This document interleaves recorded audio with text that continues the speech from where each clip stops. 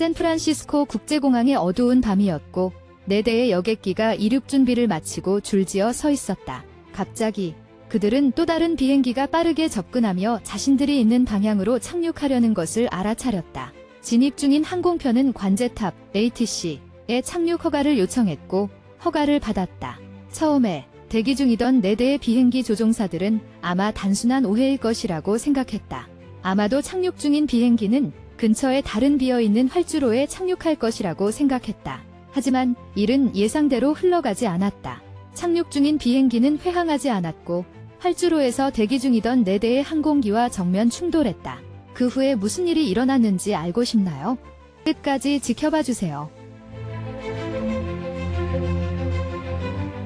이 충격적인 사건은 그리 오래전에 일어난 일이 아니다.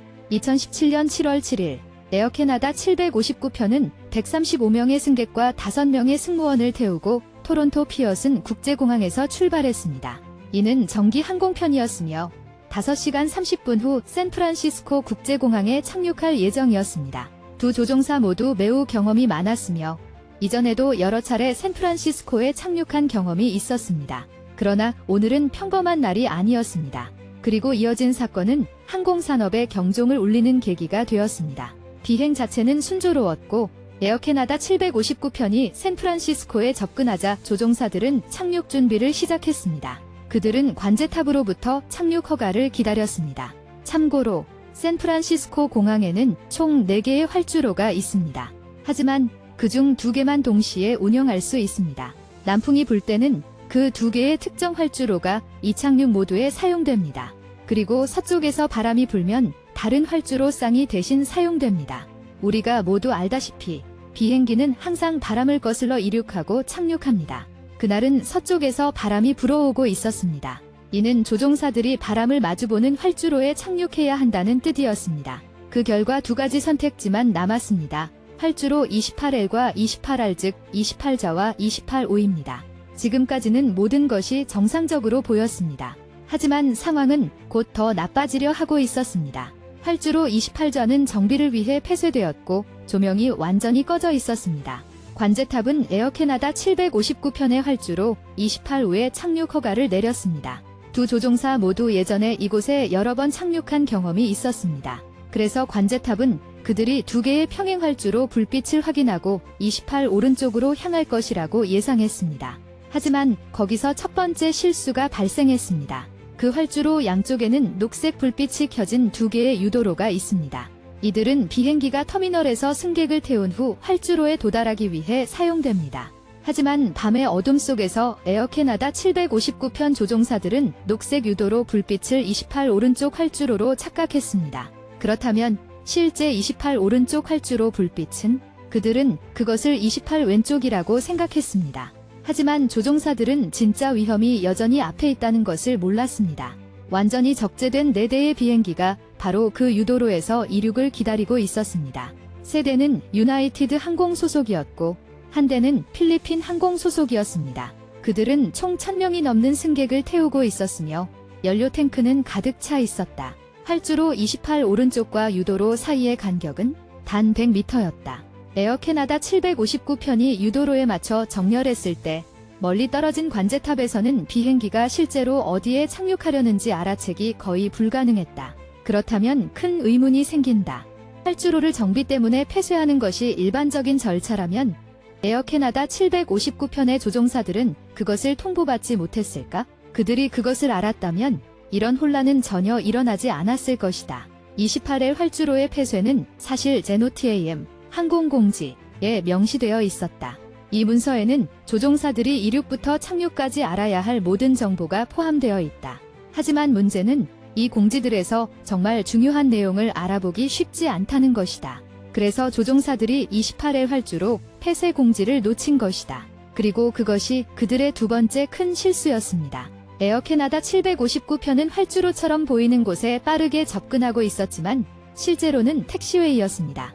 항공교통관제는 그들에게 시계 접근으로 착륙하라는 허가를 내렸습니다. 즉, 조종사는 눈으로 활주로를 찾아 착륙을 위해 수동으로 비행기를 정렬해야 했습니다. 보통 시계 접근 착륙은 날씨가 맑을 때만 허용됩니다. 하지만 역사적으로 여러 번 조종사들이 시계 접근을 잘못 판단하여 완전히 잘못된 장소에 착륙한 사례가 있습니다. 이 때문에 대부분의 조종사는 시계 접근으로 착륙할 때도 계기 유도 시스템을 따릅니다. 이것은 그들이 올바른 활주로에 정렬되어 있는지 확실히 알 수 있도록 도와줍니다. 이를 활성화하려면 활주로 번호를 입력해야 합니다.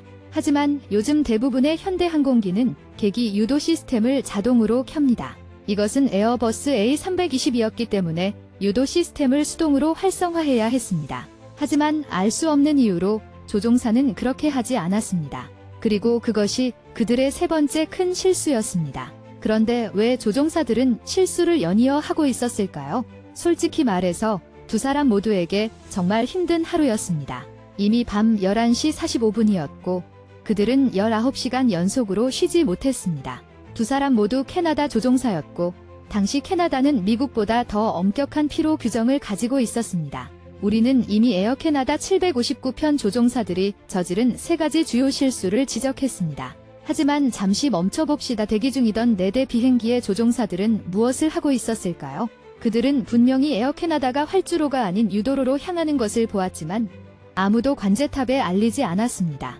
이렇습니다. 샌프란시스코 공항에서 시각 접근을 할 때 비행기는 약간 오른쪽으로 치우쳐야 한다는 것을 모두가 알고 있습니다. 만약 활주로 28R을 너무 가까이 따라가면 포스터 시티 상공을 날게 됩니다. 그리고 도시 상공의 소음 공해를 피하기 위해 조종사들은 착륙 직전에 보통 활주로와 다시 정렬합니다. 그래서 그 4명의 조종사들에게는 이것이 전혀 이상한 일이 아니었습니다. 그렇기 때문에 아무도 관제탑에 한마디도 하지 않았습니다. 하지만 에어 캐나다 항공기가 위험할 정도로 가까이 다가와 28R과 정렬하지 못했을 때 필리핀 항공 조종사가 경고로 착륙등을 켰습니다. 전체 아이디어는 진입하는 어떤 비행기도 이미 서 있는 4대의 비행기를 쉽게 볼 수 있도록 하는 것이었습니다. 한편 에어 캐나다 759편 조종사들은 유도로의 몇몇 불빛을 발견했습니다. 하지만 그들은 그 불빛이 활주로 28R에서 나온 것이라고 생각했습니다. 그리고 두 조종사 모두 갑자기 뭔가 잘못됐다고 느꼈을 때 즉시 이 긴급 무전 호출을 관제탑에 보냈습니다. 관제탑은 즉시 답했다. G18R에는 아무도 없습니다. 완전히 비어 있습니다. 착륙 허가되었습니다. 하지만 무서운 점은 관제탑조차도 조종사들이 28R로 향하지 않고 유도로를 향하고 있다는 것을 알아차리지 못했다는 것입니다. 보통 이런 상황에서는 두 번째 관제사가 활주로 교통을 감시합니다. 하지만 그날 밤은 교통이 적었기 때문에 그래서 단 한 명의 관제사만 전체 운항을 관리하고 있었습니다. 다행히 대기 중이던 조종사들이 에어 캐나다와 관제탑의 대화를 엿들었습니다. 그들조차도 에어 캐나다가 활주로에 맞추지 않는 이유를 이해할 수 없었습니다. 그렇게 가까이 있었음에도 불구하고 이제 몇 초만 남았습니다. 대기 중인 조종사 중 한 명은 문자 그대로 죽음이 자신을 향해 곧장 다가오는 것을 볼 수 있었습니다. 그는 확신했다. 에어 캐나다가 유도로를 활주로로 착각하고 있었다. 유나이티드 원 조종사는 기다리지 않았다. 허락을 구할 시간이 없었다. 그는 즉시 관제탑에 무전을 보냈다. 그리고 바로 관제탑이 에어 캐나다에 말했다. 고 어라운드. 지금 에어 캐나다가 그 메시지를 받았을 때 이미 세 번째 줄 서 있던 항공기 위 몇 피트 상공을 날고 있었다. 다행히도 759편 조종사들은 빠르게 반응하여 비행기를 안전한 고도로 끌어올렸다. 단 1초만 늦었어도 지금 보고 있는 장면은 항공 역사상 최악의 참사가 되었을 것이다. 대기 중이던 비행기들은 1000명 이상의 승객을 태우고 있었고 에어 캐나다에는 135명이 탑승해 있었다. 모든 항공기는 연료를 가득 채운 상태였다. 만약 사고가 발생했다면 그 여파는 거의 통제 불능이 되었을 것입니다. 사건 후 전면적인 조사가 시작되었습니다. 그 조사 결과 에어 캐나다 759편의 조종사들이 잘못했음이 밝혀졌습니다. 그들이 계기 유도 시스템을 작동하지 않았고 NOTAM을 읽지 않았기 때문입니다. 이에 따라 미국 교통안전위원회는 샌프란시스코 공항을 위한 새로운 규정을 만들었습니다. 활주로가 폐쇄될 때마다 시각 접근은 더 이상 허용되지 않습니다. 또한 비혼잡 시간에도 지상교통관제관이 의무적으로 배치됩니다. 이 원더 팩트 영상이 정말 재미있으셨길 바랍니다. 마음에 드셨다면 좋아요 버튼을 누르고 친구들과 공유하는 것 잊지 마세요. 아래 댓글에 여러분의 생각을 알려주세요. 이런 놀라운 영상을 더 보시려면 채널을 꼭 구독하세요.